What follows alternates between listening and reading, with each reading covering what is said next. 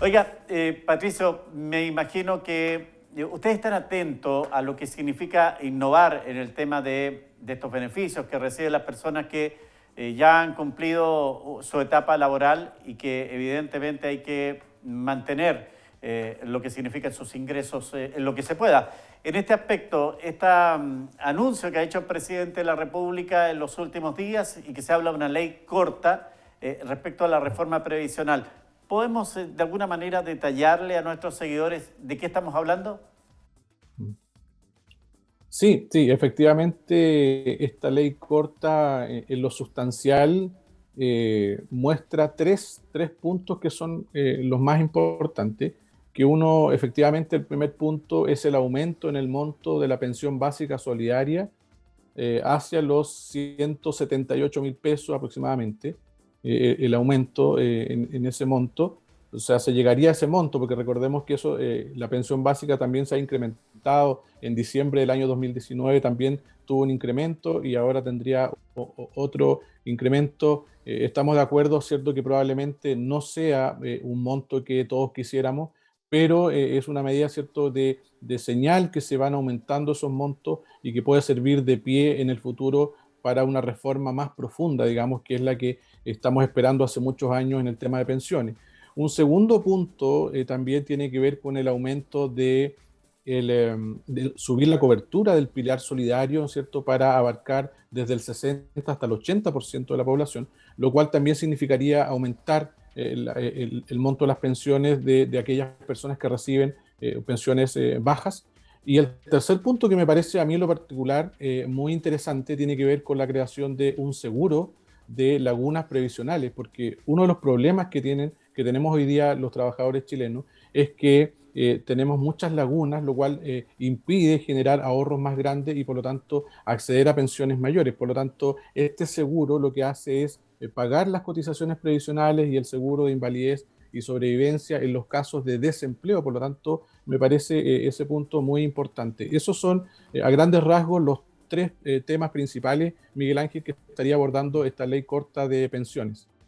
Patricio, se ha evidentemente politizado este tema de la previsión y las AFP, como responsabilizando a las administradoras de pensiones del fracaso respecto a los montos que se reciben al término de nuestra vida laboral. Y aparentemente se está responsabilizando a una institución financiera particular de lo que en realidad el Estado tiene que hacer, que es previsión. Y es de ahí donde debería apuntar el punto más allá que no más AFP, ¿o no? Sí, sí, efectivamente es cierto lo que tú señalas, Miguel Ángel, y por ahí lo hemos conversado otras oportunidades, que lamentablemente muchos de estos temas que son tan importantes para las personas se han politizado y bueno, también uno entiende un poco porque estamos en un año, en un semestre electoral, por lo tanto eso se enfatiza con mucho mayor fuerza. Sin embargo, claro, lo que aquí debiéramos, ¿cierto? El objetivo que se debiera perseguir es cómo hacemos para mejorar el monto de las pensiones, más allá de centrarnos en la discusión de X o Y institución, ¿ya? La institución ahí pasa a ser un intermediario, lo que necesitamos es cuáles son las herramientas, los mecanismos, las modificaciones que se necesitan para que finalmente todas las personas puedan generar y lograr mayores ahorros que permitan al final del tiempo de trabajo conseguir una pensión más alta. Ese debiera ser el foco principal. Y en ese sentido uno puede ver algunas señales contradictorias porque si bien esta ley corta muestra algunos atisbos de señales positivas por lo que acabamos de conversar, sucede todo lo contrario con la tramitación de un eventual cuarto retiro que va en una dirección absolutamente opuesta. De hecho, si hablamos de reforma, un retiro, ¿cierto?, que significa una disminución de los ahorros de las personas, una disminución del monto de los dineros ahorrados, estaríamos hablando ahí de una antirreforma, que justamente, ¿no es cierto?, es dinamitar los ahorros previsionales que están existiendo hasta ahora y que uno pudiera discutir que son pocos, que son bajos, que son insuficientes, pero con cada retiro el problema se va agravando aún más, tanto para las pensiones presentes como también para las pensiones futuras, y para el gasto que pueda comprometer el Estado, porque el día de mañana, ¿no es cierto?, en la medida que más personas queden sin ingresos, Miguel Ángel, en sus cuentas individuales, significa que el Estado se va a tener que hacer cargo a través de pensiones básicas solidarias, y eso demanda un mayor compromiso financiero a futuro del país, que puede en algún minuto estar complicado de asumir, y de dejar de lado otros compromisos sociales, porque el presupuesto al final es limitado. Es el gran tema que deja en confronte la oposición y el gobierno por años, el hecho de que, ¿qué modelo queremos? ¿Un fondo solidario, un fondo individual como el que hoy día tenemos? ¿Es ahí donde está el punto de quiebre de la discusión, o hay otros puntos también, Patricio, que desconocemos de alguna manera la comunidad en general? No, creo que van por ahí los puntos. Sin embargo, como decíamos recientemente, me parece que se ha enfatizado demasiado, ¿cierto?, esta imagen contra las instituciones de administración de fondos de pensiones, contra las AFP. Creo que la discusión se ha centrado mucho ahí, en las instituciones, y no tanto en el tema de fondo, que son cómo hacemos que las personas podamos ahorrar más. Fíjate que, un poco para hacer memoria, el Estado chileno ha gastado muchos recursos, mucho esfuerzo, mucho tiempo en hacer dos comisiones asesoras presidenciales en temas de pensiones. El año 2006 se creó la comisión Marcel en el primer gobierno de Bachelet, donde se entregaron una serie de recomendaciones para mejorar el sistema de previsión. Luego, el año 2015, se forma la comisión Bravo en el segundo periodo de Bachelet, donde también se entregan una serie de recomendaciones para mejorar el sistema de previsión social, y todas ellas pasaban, por ejemplo, como iniciativas tales como aumentar la edad de jubilación, subir la tasa de cotización, pero no pasaban, digamos, por cambiarse a un sistema de reparto 100%, porque eso es inviable en el punto de vista financiero.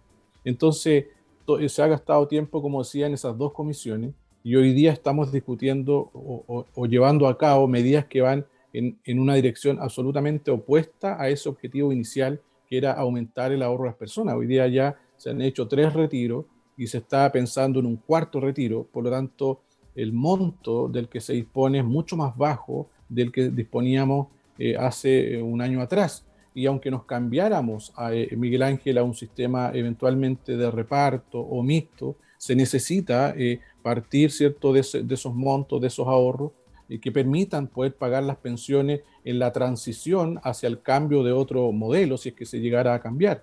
Entonces, eso es un tema que de repente resulta contradictorio en los políticos, ¿cierto?, que pretenden a veces cambiar un sistema que tampoco está muy claro cuál es el que pretende, pero por otro lado estamos sacando dineros que nos debieran servir para la transición del modelo, para poder seguir pagando las pensiones de las generaciones venideras, ¿cierto?, mientras el nuevo sistema entra en régimen. Estamos conversando con Patricio Ramírez, coordinador del Observatorio Económico y Social de la Universidad de la Frontera. Patricio, aquí se dicen muchas cosas y se plantean posiciones extremas.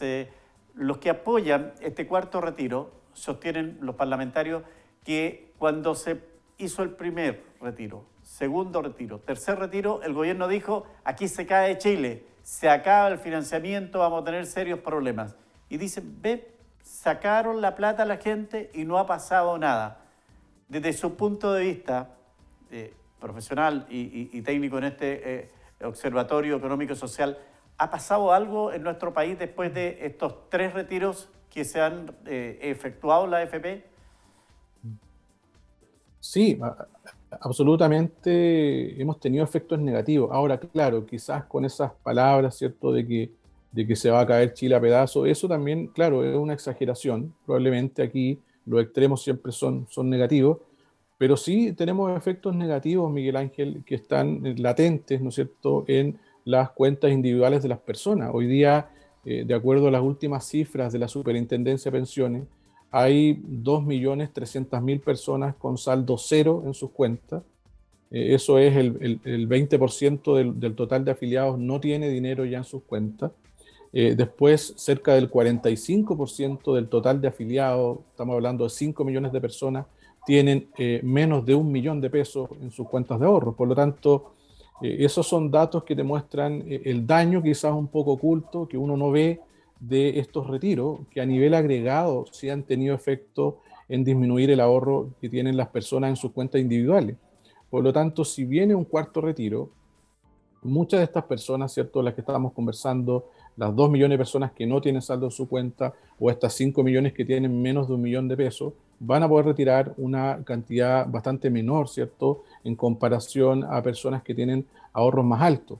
En ese sentido, este cuarto retiro es regresivo, ¿cierto? No es una buena medida que llega a las personas que más lo necesitan, como a veces se pretende hacer ver por algunos políticos.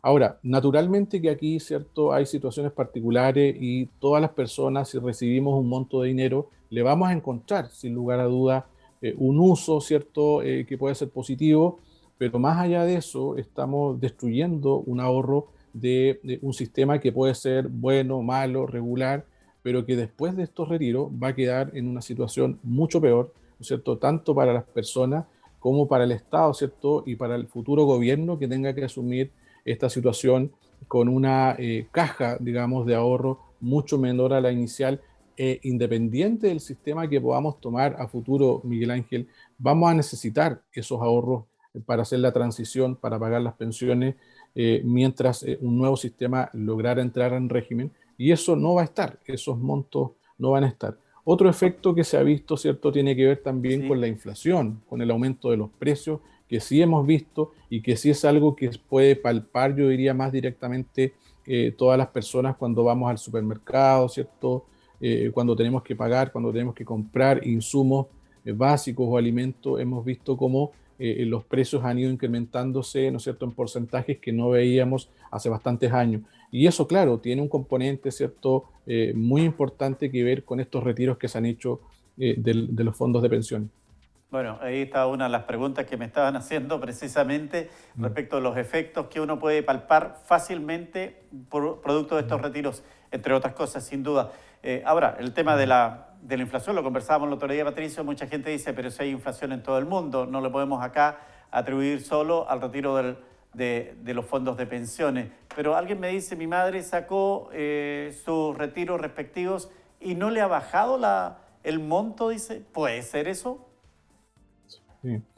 Claro, lo que pasa es que los montos que quedan siguen generando rentabilidad y dependiendo del fondo, ¿cierto?, donde esté la persona que te indica, han habido rentabilidades positivas que han hecho que se recupere en buena parte lo que se ha ido retirando, ¿ya? Pero bueno, eso es algo que pueden hacer aquellos que todavía mantienen un saldo importante y los que ya no tienen, bueno, no tienen nada que recuperar. Pero de todas maneras quisiera tomar ese punto que mencionan porque es muy Sí. importante en estos temas, Miguel Ángel, poner algunos datos o información más objetiva porque lamentablemente hay mucho mito, ¿cierto? Hay mucha falsa información que circula en torno al sistema. El sistema de AFP, uno de los aspectos buenos que tiene es la rentabilidad, es decir, los datos, ¿no es cierto? Datos, los números muestran que de la plata que tenemos ahorrado nosotros las personas, 1/3 lo hemos puesto a través de nuestras cotizaciones y 2/3 se han generado por rentabilidad. Es decir, de cada 100 pesos, 66 pesos son rentabilidad, ya que se han generado en el largo plazo. El problema está es que si tenemos, ¿no es cierto?, desempleo alto, donde las personas no trabajan, o salarios bajos, donde se cotiza poco, naturalmente es cierto que el ahorro que se logre nunca va a llegar a ser tan importante y ahí probablemente se necesita el apoyo del Estado para un segmento de la población que lo necesite. Perfecto. Patricio, son temas tremendamente interesantes. La gente debe conocer la información que no tiene Mm. segmentación o argumentación política para también tener sus opiniones frente a este tema. Muchas gracias como siempre. Hasta cualquier momento. Muy buenas tardes y muchas gracias también por la invitación.